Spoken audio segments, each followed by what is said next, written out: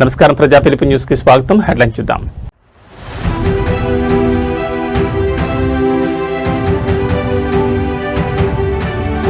లోక్సభలో అమరావతి బిల్లు ఆమోదం. బిల్లును వ్యతిరేకిస్తూ సభ నుంచి వైకాపా వాకౌట్.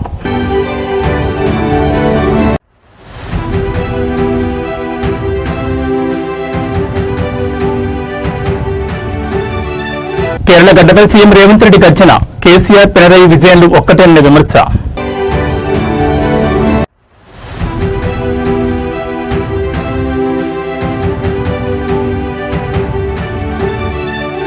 నేడు హనుమాన్ జయంతి శోభాయాత్ర. నగరంలో ట్రాఫిక్ ఆంక్షల అమల్లోకి.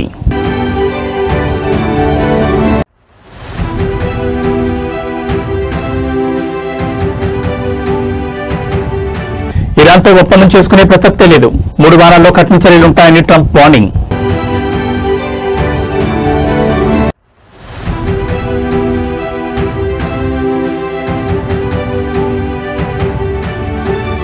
కుప్పకూలిన స్టాక్ మార్కెట్లు. సెన్సెక్స్ 1400 పాయింట్ల పతనం. ఆంధ్రప్రదేశ్ రాజధాని అమరావతి చట్టబద్ధత బిల్లుకు లోక్సభ ఆమోదం తెలిపింది. ఈ బిల్లుకు మూజుబానీ ఓటుతో ఆమోదం లభించింది. వైసీపీ ఈ బిల్లును వ్యతిరేకిస్తూ సభ నుంచి వాకౌట్ చేయగా మినహా మిగిలిన పార్టీలు బిల్లుకు మద్దతు తెలిపాయి. ఏపీ రాజధాని అమరావతికి చట్టబద్ధత కల్పించే ఏపీ పునర్విభజన చట్టం పేరుతో బిల్లును బుధవారం లోక్సభలో కేంద్ర హోంశాఖ సహాయ మంత్రి నిత్యానందరాయ్ ప్రవేశపెట్టారు. అనంతరం లోక్సభ స్పీకర్ ఓం బిర్లా బిల్లుపై చర్చను ప్రారంభించారు. బిల్లుపై చర్చలో కేంద్ర మంత్రి కిషన్ రెడ్డి, కాంగ్రెస్ ఎంపీలు రఘురామరెడ్డి, గడ్డం వంశీకృష్ణ, మల్లు రవి, ధర్మేంద్ర యాదవ్, అరవింద్ గణపతి, సావంత్, బజరంగ్ మనోహర్, రాజేష్ రంజన్, హర్సిమ్రాత్ కౌర్, శ్రీకాంత్ షిండే సహా మొత్తం 11 పార్టీలకు చెందిన 18 మంది ఎంపీలు పాల్గొన్నారు. బిల్లుపై చర్చ అనంతరం సభ ఆమోదం తెలిపినట్లు స్పీకర్ ప్రకటించారు. అమరావతి బిల్లు గురువారం రాజ్యసభ ముందుకు రానుంది. కాంగ్రెస్ ఎంపీ మాణిక్యం ఠాకూర్ చర్చను ప్రారంభిస్తూ అమరావతి చట్టబద్ద బిల్లుకు కాంగ్రెస్ మద్దతు ఉంటుందని చెప్పారు. పునర్విభజన చట్టంలో పేర్కొన్న హామీలు అమలు చేయాలని కోరారు. అమరావతి కేవలం రాజధాని కాదని కోట్లాది మంది ప్రజల ఆకాంక్షని పేర్కొన్నారు. ఏపీకి ప్రత్యేక హోదా ఇప్పటికీ పెండింగ్ లోనే ఉందని గుర్తు చేశారు. ప్రత్యేక హోదాపై పార్లమెంట్ సాక్షిగా నాటి ప్రధాని హామీ ఇచ్చారన్నారు.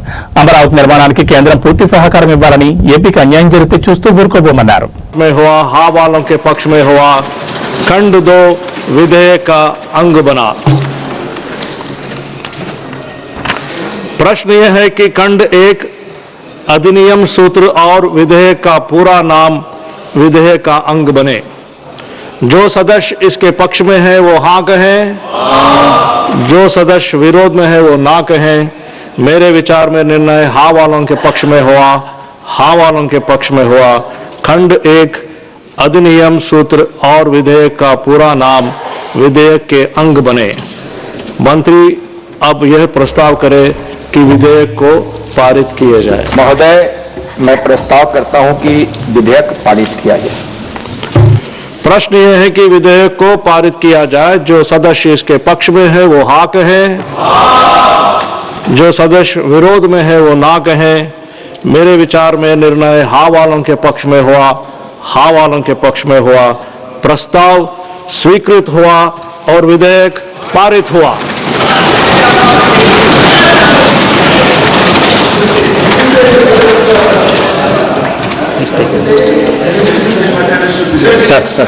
आइटम नंबर 9 जन विश्वास विधेयक 2026। माननीय मंत्री जी। Honorable Speaker, sir, I move that the Jan Vishwas Amendment of Provisions Bill 2026 తెలంగాణలో కేసీఆర్ ఫ్యామిలీకి కేరళలో విజయన్ కు పెద్ద తేడా లేదని, 10 ఏళ్లలో అటు తెలంగాణను కేసీఆర్, ఇటు కేరళను విజయన్ భ్రష్టు పట్టించారని ముఖ్యమంత్రి రేవంత్ రెడ్డి విమర్శలు గుప్పించారు. 2023 డిసెంబర్లో తెలంగాణలో బీఆర్ఎస్ ప్రభుత్వాన్ని ఓడించామని, ఈ నెలలో కేరళలో కూడా 10 ఏళ్ల పాటు ఉండేలా యూడీఎఫ్ ప్రభుత్వం రాబోతోందని జోస్యం చెప్పారు. కేరళ పర్యటనలో ఉన్న రేవంత్ రెడ్డి అక్కడ తన 2వ రోజు పర్యటనలో భాగంగా ఇవాళ కొచ్చిన్లో యూడీఎఫ్ కూటమి మేనిఫెస్టోను స్థానిక నేతలతో కలిసి విడుదల చేస్తారు. మొత్తం 5 గ్యారంటీలతో ఈ మేనిఫెస్టోను రూపొందించారు. ఈ సందర్భంగా కేరళ సీఎంపై ఆయన ఘాటు వ్యాఖ్యలు చేశారు. ఈ సందర్భంగా కేరళ సీఎం పినరయి విజయన్ కు రేవంత్ రెడ్డి సవాల్ విసిరారు. తెలంగాణ ప్రజాపాలన నడుస్తోందని, మా రాష్ట్రానికి వచ్చి 6 గ్యారంటీలు ఎలా అమలవుతున్నాయో చూడాలని ఛాలెంజ్ చేశారు. తెలంగాణలో మేము పాలకులుగా కాకుండా సేవకులుగా పనిచేస్తున్నామని, ఉప ఎన్నికలు, స్థానిక సంస్థల ఎన్నికల్లో ప్రజలు మాకు మద్దతు తెలిపారన్నారు. తెలంగాణలో 67,173 ప్రభుత్వ ఉద్యోగాలు ఇచ్చాం. రైతుల రుణాల మాఫీ చేశామన్నారు. రైతు భరోసాకు 18 కోట్లు ఇచ్చినట్లు వెల్లడించారు. నాకు మంత్రిగా అనుభవం లేకపోయినా ప్రజల జీవితాలను చూసిన అనుభవం ఉందన్నారు. కేరళ మరో తెలంగాణ కాబోదన్నారు. కేరళ గెలుస్తుంది, యూడీఎఫ్ నడిపిస్తుంది అనే నినాదంతో ఇందిరా గ్యారంటీ పేరుతో పలు ఆకర్షణీయమైన పథకాలను తమ ఎన్నికల హామీలుగా యూడీఎఫ్ ప్రకటించింది. మహిళా సంక్షేమం కింద కేఎస్ఆర్టీసీ బస్సుల్లో మహిళలకు ఉచిత ప్రయాణం, కళాశాల విద్యార్థులకు నెలకు ₹1000 ఆర్థిక సహాయం ఇస్తామని హామీ ఇచ్చారు. సామాజిక పెన్షన్ పథకం కింద సంక్షేమ పెన్షన్లు 3000కు పెంపు, మాజీ ముఖ్యమంత్రి ఉమన్ చాందీ పేరుతో ప్రతి కుటుంబానికి 25 లక్షల వరకు ఉచిత ఆరోగ్య బీమా కల్పించనున్నట్టు తెలిపారు. వ్యాపారాలు ప్రారంభించే యువతకు 5 లక్షల వరకు వడ్డీ లేని రుణాలు, నిరుద్యోగుల కోసం జాబ్ వాచ్ టవర్, యువశ్రీ పథకం అమలు చేస్తామని పేర్కొన్నారు. ప్రభుత్వ ఆసుపత్రుల్లో రోగులకు బెడ్ పొందడం ప్రాథమిక హక్కుగా పడుకోవాల్సిన అవసరం ఉండదు, మారుస్తామని ప్రకటించారు. 350 crores. Till date I have paid to corporation from the government budget 10,000 crores. Last week I have completed 10,000 crores target. Women is getting benefit every month at least 6,000 to 7,000 rupees each woman. They are saving while they are traveling to college, they are traveling to their job, they are traveling to temple, they are traveling to their parents' home. Within the state, anywhere, they can travel without any charge. And I am giving Griha Jyoti 200 units free power to poorest of the poor. 50 lakh families are getting that benefit. I have given 4,50,000 Indirama houses. Whoever is selecting that Indirama house, they are getting 5 lakh rupees free of cost. This month end, we are going to inaugurate 1 lakh houses in one stroke. Last year I paid 5,500 crores to that Indirama houses for poorest of the poor, who are Dalits, Adivasis, minorities. I am giving all these houses in the name of women. Like this, we are giving 500 rupees cylinder. We are giving, all these days we have been discussing about solar power. Adani, Ambani, all big corporate people are producing solar power to sell government organization. Today, my self-help group, women are producing solar power. I have given 1,000 megawatts to this women. I have supported them to establish 1,000 megawatts solar power. Now, our women are competing with Adani, Ambani. Have given petrol bunks to women. Have given 1,000 RTC buses. They have purchased 1,000 RTC buses. Now they have hired those buses to corporation. They are not traveling free bus. They are owner of the buses. This is what our success story. This is what our guarantees. Now, the time has come. Kerala people have to decide who has to run the government. I am assuring you, I am going to be there. I am going to stand along with Kerala people. My friends are going to, my UDF friends are going to implement this 5 guarantees. This is what my guarantee for Kerala people. I have aimed on my side. Next 20-25 years, I am going to serve poorest of the poor. Whenever Kerala people request, whenever Kerala people want to come here, I will come, I will support Kerala people. I have 28 months experience only as a chief minister, but this experience has come from ground level. From Karyakarta level to chief minister, from poorest of the poor, women, Adivasi, Dalits to richest of the richest person. Today I am handling. Hanuman జయంతిని పురస్కరించుకుని ఇవాళ నగరంలో భారీ శోభాయాత్రలు నిర్వహించనున్నారు. ఈ నేపథ్యంలో ప్రయాణికులకు ఇబ్బందులు కలగకుండా హైదరాబాద్ ట్రాఫిక్ పోలీసులు కఠినమైన ఆంక్షలు విధించారు. నగరంలో ప్రధానంగా 2 వైపుల నుంచి శోభాయాత్రలు ప్రారంభం కానున్నాయి.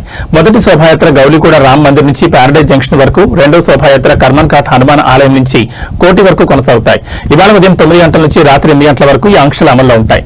ఊరేగింపు ముందుకు కదిలే కొద్దీ ఆయా ప్రాంతాల్లో దశల వారీగా ట్రాఫిక్ మళ్లింపులు లేదా నిలిపివేతలుంటాయి. ఈ మేరకు శోభాయాత్రకు వెళ్లే కోటి, అబిడ్స్, నారాయణ కూడా RTC X roads, Musheerabad, Secunderabad పరిసర ప్రాంతాల్లో ట్రాఫిక్ ఆంక్షలు అమల్లో ఉంటాయి.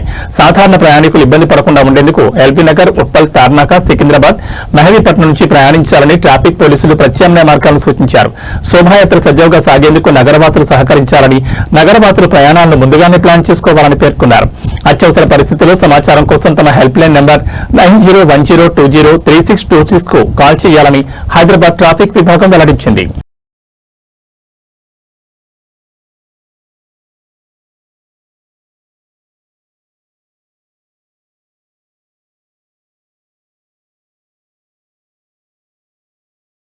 నేటి నుంచి తెలంగాణలో భూభారతి అమలు కానుంది. తెలంగాణ రాష్ట్రంలోని 5 మండలాల్లో నేటి నుంచి ఇంటిగ్రేటెడ్ భూభారతి పోర్టల్ను ప్రయోగాత్మకంగా అమలు చేయనున్నట్లు రెవెన్యూ శాఖ మంత్రి పొంగులేటి శ్రీనివాసరెడ్డి తెలిపారు.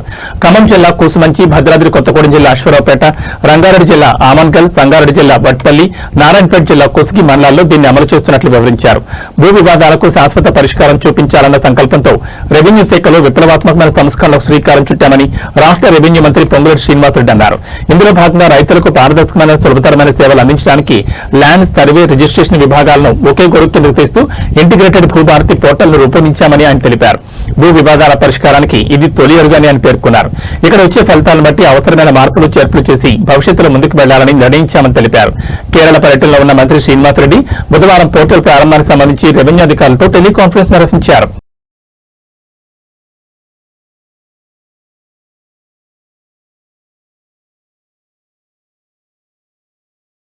నిజామాబాద్ జిల్లా వర్ణి మండలం జలాల్పూర్లో అధికార పార్టీ నేత అహంకారం పరాకాష్ఠకు చేరింది. సర్పంచ్ ఎన్నికల్లో తనకు మద్దతు తెలపలేదన్న కక్షతో ఒక దళిత యువకుడిపై కాంగ్రెస్ సర్పంచ్ భర్త విచక్షణారహితంగా దాడికి పాల్పడ్డారు. పెట్రోల్ బంకులో పనిచేసుకుంటున్న అన్నం సాయిలు అనే యువకుడిని టార్గెట్ చేస్తూ సర్పంచ్ మమత భర్త ఇల్తం బాలు తన అనుచరులతో కలిసి రెచ్చిపోయారు. గతంలో నకిలీ నోట్ల కేసులో జైలుకు వెళ్లి వచ్చిన చరిత్ర ఉన్న ఈ నాయకుడు ఇప్పుడు అధికార బలంతో సామాన్యులపై దాడులు చేస్తుండటంతో గ్రామస్తులు భగ్గుమంటున్నారు. సర్పంచ్ ఎన్నికల్లో తనకు సపోర్ట్ చేయలేదన్న పాత కక్షతో అన్నం సాయిలపై ఇల్తం బాలు దాడి చేశారు. పెట్రోల్ బంకులో విధులు నిర్వహిస్తుండగా సాయిల్ని పట్టుకుని విచక్షణారహితంగా కొట్టిన కాంగ్రెస్ నేత గతంలో బ్యాంకులో నకిలీ 500 నోట్లు చలామణి చేస్తూ రెడ్ హ్యాండెడ్ గా పట్టుబడి జైలుకు వెళుతున్న సర్పంచ్ భర్త బాలు జైలు నుంచి వచ్చిన బాలు ప్రవర్తనలో మార్పు రాలేదని, అధికార మదంతో కక్ష సాధించేందుకు పాల్పడుతున్నారని మండిపడ్డారు. నిందితులు బాలుపై కఠిన చర్యలు తీసుకుని జలాల్పూర్ గ్రామస్తులకు రక్షణ కల్పించాలని ప్రజలు డిమాండ్ చేస్తున్నారు.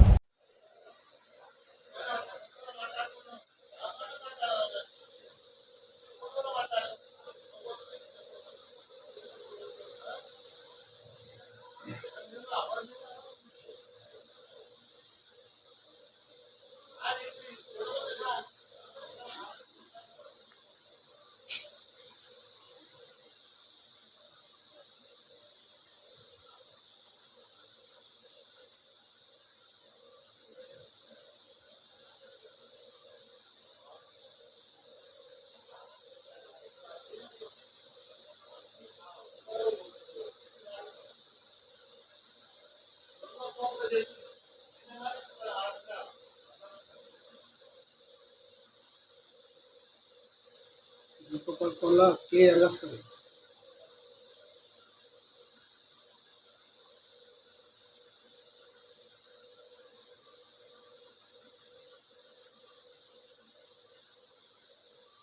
మచిలీపట్నం నడిబొడ్డున ఉన్న కొబ్బరితోట ప్రాంతం ఒక్కసారిగా ఆక్రమణతో నిండిపోయింది. ఏళ్ల తరబడి నివాసం ఉంటున్న తమకు కనీస సమాచారం కూడా ఇవ్వకుండా అధికారులు ఇళ్లను నేలమట్టం చేశారని స్థానికులు ఆరోపిస్తున్నారు. నిరుపేదల ఇళ్లను కూల్చడంపై సమాచారం అందుకున్న మాజీ మంత్రి పేర్ని నాని కుమారుడు వైఎస్ఆర్సీపీ నేత పేర్ని కిట్టు తక్షణం అక్కడికి చేరుకున్నారు. అయితే బాధితుల వద్దకు వెళ్తున్న కిట్టును పోలీసులు భారీ కేడలతో అడ్డుకున్నారు. ఈ క్రమంలో సీఐ పరమేశ్వర్ మరియు పేర్ని కిట్టు మధ్య తీవ్ర స్థాయిలో వాగ్వాదం చోటు చేసుకుంది. పేదల ఇళ్లు కూరుస్తుంటే పోలీసులు పహారా కాయడమేంటని కిట్టు ప్రశ్నించగా, మేము మా విధులు నిర్వర్తిస్తున్నాం, మీరు శాంతి భద్రతలకు విఘాతం కలిగించొద్దని సీఐ హెచ్చరించారు. ఈ తోపులాటలో ఇరు వర్గాల మధ్య తీవ్ర వాగ్వాదం జరగడంతో కార్యకర్తలు పోలీసులు పెద్ద ఎత్తున మోహరించారు.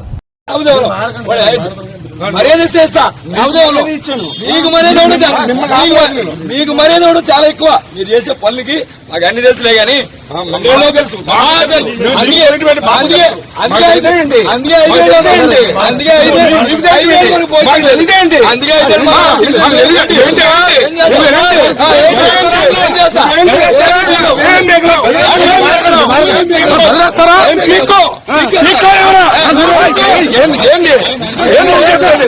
ఏం జరగదు. ఏం చెప్పాను నువ్వు? ఏం మాట్లాడుతున్నావు? నీకు చూపించుకో. మోడీ గారి ద్వారా నేను మిమ్మల్ని ఆపలేదు.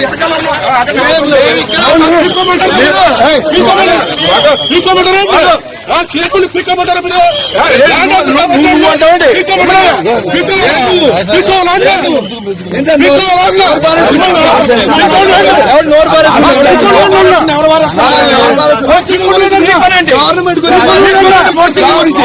నీకు పని అంటే గవర్నమెంట్ కు నీ పని, నా గవర్నమెంట్ కు నీకేంటి?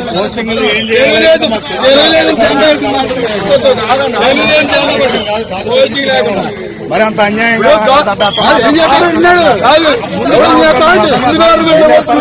ప్రజాపాలన ప్రగతి ప్రణాళిక 99 రోజుల ప్రత్యేక కార్యాచరణలో భాగంగా ఇవాళ రాష్ట్రమంతా గ్రామ సభలు జరుగుతున్నాయి. ఈ నేపథ్యంలో ముఖ్యమంత్రి రేవంత్ రెడ్డి రాష్ట్ర ప్రజలకు కీలక సందేశం ఇచ్చారు.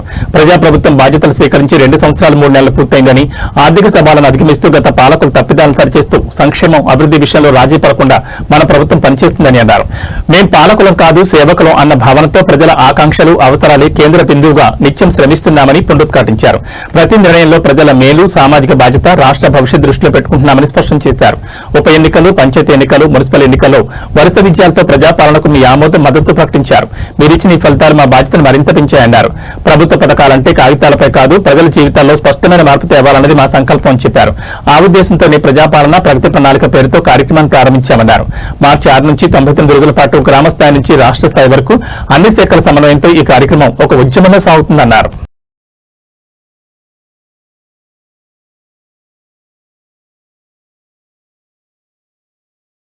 జగిత్యాల జిల్లాలోని ప్రముఖ పుణ్యక్షేత్రం కొండగట్టు అంజన్న సన్నిధి భక్తజన సంద్రమైంది. హనుమాన్ చిన్న జయంతి ఉత్సవాలు నేడు 2వ రోజుకు చేరుకోవడంతో రాష్ట్ర నలుమూల నుంచే కాకుండా పొరుగు రాష్ట్రాల నుంచి కూడా లక్షలాది మంది భక్తులు తరలివచ్చారు. ఆలయ పరిసరాలన్నీ జై బజరంగ బలి నినాదాలతో మారుమోగుతున్నాయి. హనుమాన్ దీక్షాపరులు పెద్ద సంఖ్యలో కాలినట్లు వచ్చి మాలగమన చేస్తున్నారు. 3 రోజుల పాటు జరిగే ఈ వేడుకల్లో భాగంగా నేడు ప్రధాన ఘట్టాలు కొనసాగుతున్నాయి. సుమారు 3 లక్షలకు పైగా భక్తులు వస్తారని అంచనా వేగా ఇప్పటికే లక్షలాది మంది దీక్షాపరులు కొండగట్టు చేరుకున్నారు. ఉమ్మడి కరీంనగర్, నిజామాబాద్, ఆదిలాబాద్ జిల్లాల నుంచి భక్తులు పాదయాత్రగా తరలివచ్చి కోనేరులో స్నానాలు ఆచరించి మాలవిరమణ చేస్తున్నారు. భక్తుల కోసం ఆలయ అధికారులు 50,000 లడ్డూలు పులిహోర ప్రసాదాలను అదనంగా సిద్ధం చేశారు. నిన్న కళ్యాణకట్ట సమీపంలో తాత్కాలిక పందిరి కూలిన ఘటనలో కొందరు భక్తులు గాయపడడంతో అధికారులు నేడు భద్రత మరియు క్యూలైన్ నిర్వహణపై మరింత నిఘా పెంచారు.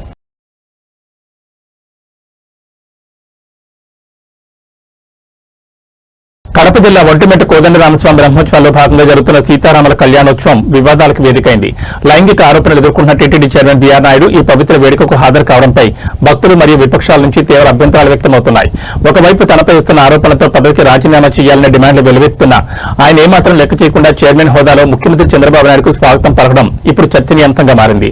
తీవ్రమైన లైంగిక ఆరోపణలు ఎదుర్కొంటున్న వ్యక్తి పవిత్రమైన టీటీడీ చైర్మన్ పదవిలో కొనసాగడంపై భక్తులు పెదవిరుస్తున్నారు. తిరుమలలోనే కాకుండా నేడు ఒంటిమిట్టలో కూడా చైర్మన్ హోదాలో ముఖ్యమంత్రికి బీఆర్ నాయుడు స్వాగతం పలికారు. నైతిక బాధ్యత వహించి వెంటనే పదవి నుంచి తప్పుకోవాలని సోషల్ మీడియాలో మరియు భక్తుల నుంచి పెద్ద ఎత్తున డిమాండ్లు వినిపిస్తున్నాయి. చైర్మన్ ప్రభుత్వ ఆరోపణలపై ముఖ్యమంత్రి చంద్రబాబు నాయుడు ఇప్పటి వరకు ఎలాంటి చర్యలు తీసుకోకపోవడంపై రాజకీయ విమర్శలు వెల్లువెత్తున్నాయి. పవిత్రమైన సీతారాముల కళ్యాణ ఘట్టంలో ఎలాంటి వివాదాస్పద వ్యక్తులు పాల్గొనడం ఆలయ పవిత్రతకు భంగం కలిగించవేనని పలువురు అభిప్రాయపడుతున్నారు.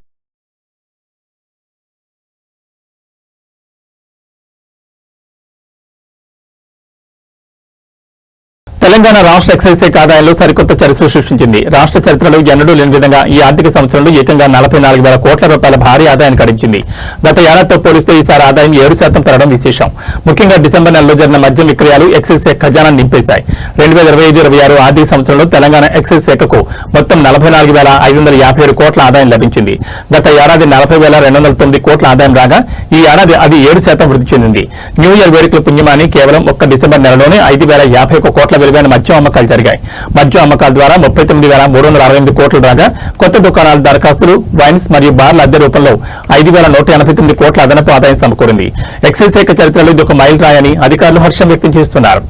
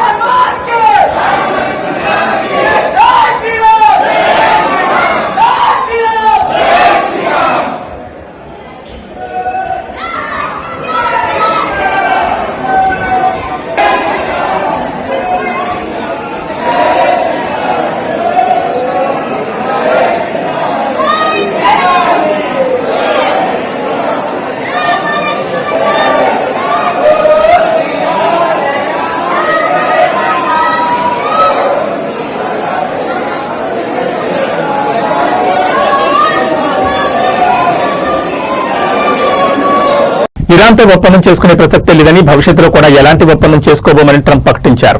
అమెరికా ప్రజలను ఉద్దేశించి ట్రంప్ ప్రసంగించారు. రాబోయే 2-3 వారాల్లో ఇరాన్పై కఠిన చర్యలుంటాయని హెచ్చరించారు. ఇరాన్ అంతు చూస్తామని, చమురు క్షేత్రాలపై దాడి చేస్తామని వార్నింగ్ ఇచ్చారు. కాకపోతే యుద్ధం మాత్రం చాలా త్వరగా ముగుస్తుందని సంకేతాలిచ్చారు. ఎట్టి పరిస్థితుల్లో ఇరాన్ను అణ్వస్త్ర శక్తిగా మారడానికి ఒప్పుకోమని తేల్చి చెప్పారు. ఇరాన్పై ఆపరేషన్ ఎపిక్ ఫ్యూరీ కొనసాగుతుందని వెల్లడించారు. అయితే ఈ సందర్భంగా తనతో సూచన అన్నారు. హార్మోజ్తో అమెరికాకు ఎలాంటి ఇబ్బంది లేదని, దాంతో మాకంత పని లేదన్నారు. హార్మోజ్పై ఆధారపడే దేశాలే కాపాడుకోవాలని హితో పలికారు. ఇక అమెరికా దగ్గర చమురు పుష్కలంగా ఉందని, తమ దగ్గర చమురు కొనుగోలు చేసుకోవాలని ప్రపంచ దేశాలకు ట్రంప్ విజ్ఞప్తి చేశారు. గల్ఫ్ దేశాలను అవసరమైన అన్ని మార్గాల ద్వారా కాపాడుకుంటామని హామీ ఇచ్చారు.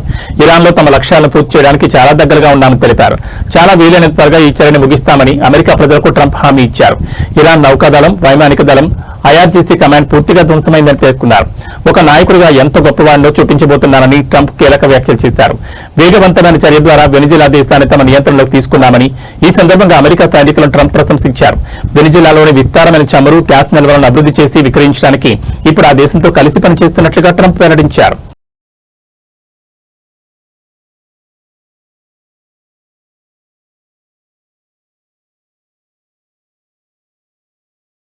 పసిడి ప్రియులకు శుభవార్త. పశ్చిమాసియా యుద్ధం కారణంగా బంగారం, వెండి ధరలు ఎలా ఉంటాయోననే భయాందోళన చెందుతున్న తరుణంలో మగువలకు తీపి కబరందింది. నిన్నటి రోజున భారీగా పెరిగిన బంగారం, వెండి ధరలు కొన్ని గంటల వ్యవధిలోనే భారీగా తగ్గాయి. పెళ్లిళ్లు, శుభకార్యాల సమయంలో భారీ బోరట్ లభించింది. తులం గోల్డ్పై 1530 తగ్గ కిలో వెండిపై 5000 తగ్గింది. తులం గోల్డ్పై 1530 తగ్గడంతో బులియన్ మార్కెట్లో 24 క్యారెట్ల 10 గ్రాముల ధర 1,51,420 దగ్గర ట్రేడ్ అవుతోంది.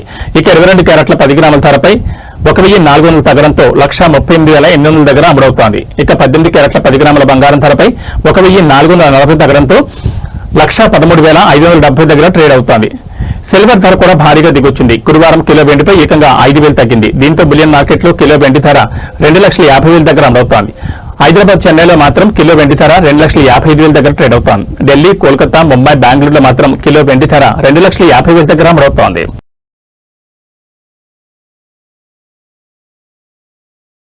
అంతర్జాతీయంగా నెలకొన్న యుద్ధ భయాలు భారత స్టాక్ మార్కెట్లను కుదిపేశాయి. ఇరాన్పై దాడులు కొనసాగుతాయని అమెరికా అధ్యక్షుడు డొనాల్డ్ ట్రంప్ ప్రకటించడంతో పెరిగిన చమురు ధరలు సూచీలపై తీవ్ర ప్రతికూల ప్రభావం చూపాయి. గురువారం ట్రేడింగ్ ప్రారంభమైన కొద్దిసేపటికే మార్కెట్లు భారీ పతనం నమోదు చేశాయి. బీఎస్సీ సెన్సెక్స్ ఏకంగా 1,400 పాయింట్లకు పైగా కుప్పకూలగా ఎన్ఎస్సీ నిఫ్టీ 400 పాయింట్లకు పైగా నష్టపోయింది. ట్రంప్ ప్రకటనతో అంతర్జాతీయ మార్కెట్లో బ్రెంట్ క్రూడ్ ఆయిల్ ధర బ్యారెల్కు $4 పైగా పెరిగి $106 వద్దకు చేరింది. ఈ ప్రభావంతో మార్కెట్ ప్రారంభంలోనే సెన్సెక్స్ 1,416 పాయింట్లు నష్టపోయి 71,718 వద్ద, నిఫ్టీ 429 పాయింట్లు కోల్పోయి 22,250 దిగువన ట్రేడ్ అయ్యాయి. అన్ని రంగాల సూచీలు నష్టాల్లోనే కొనసాగుతున్నాయి. ముఖ్యంగా ఫార్మా, పీఎస్యూ, బ్యాంక్, రియాలిటీ రంగాలు 3% పైగా పతనమయ్యాయి. నిఫ్టీలో HDFC bank, ICICI bank, SBI షేర్లు మార్కెట్ను కిందకు లాగడంతో కీలక పాత్ర పోషించాయి. నిఫ్టీ 50 సూచీలో హెచ్సిఎల్ టెక్ మాత్రమే స్వల్ప లాభంతో గ్రీన్ లో ఉన్న ఏకైక షేర్ గా నిలిచింది. మిడ్ క్యాప్, స్మాల్ క్యాప్ సూచీలు కూడా 2.5% పైగా నష్టపోయాయి. మార్కెట్లలో భయానక వాతావరణానికి సూచికైన ఇండియా బిఐఎక్స్ ఇండెక్స్ 6% పైగా పెరిగింది. బుధవారం సానుకూలంగా ముగిసిన మార్కెట్లో ఒక్క రోజులోనే ఈ స్థాయిలో పతనం కావడం గమనార్హం.